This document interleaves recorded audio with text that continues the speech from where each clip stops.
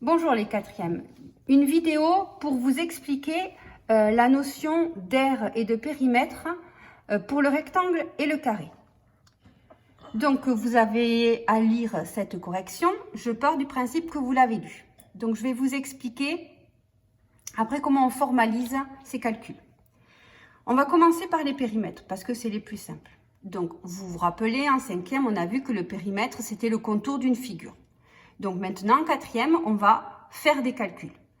Donc le périmètre du rectangle, c'est 3 plus 5 plus 3 plus 5. 3 plus 5 plus 3 plus 5. 3, à quoi ça correspond? Ça correspond à la largeur du rectangle. 5, à quoi ça correspond? Ça correspond à la longueur du rectangle. Plus encore la largeur, plus encore la longueur. Donc, le périmètre d'un rectangle, on le formalise sous forme d'une formule. On dit qu'il est égal à 2 fois la largeur plus 2 fois la longueur. Donc, pour calculer le périmètre d'un rectangle, on applique cette formule.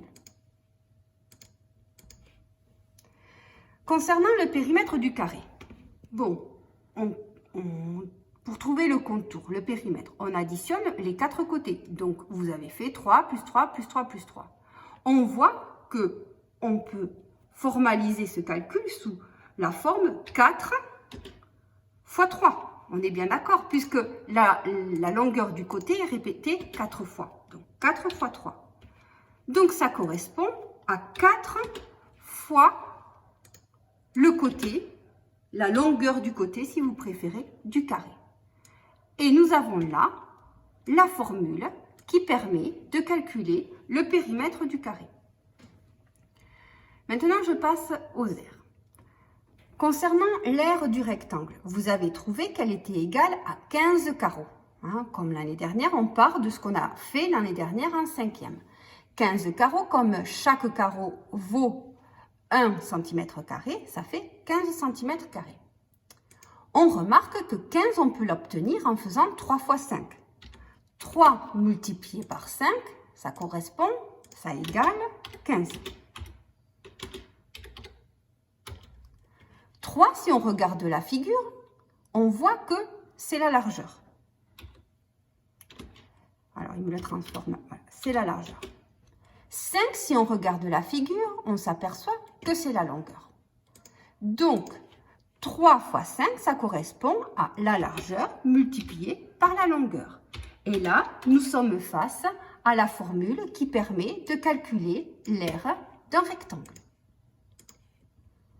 Concernant le carré, 9, donc là, vous avez trouvé une surface de 9 carreaux, soit 9 cm². On s'aperçoit que 9, on peut le trouver en faisant 3 fois 3.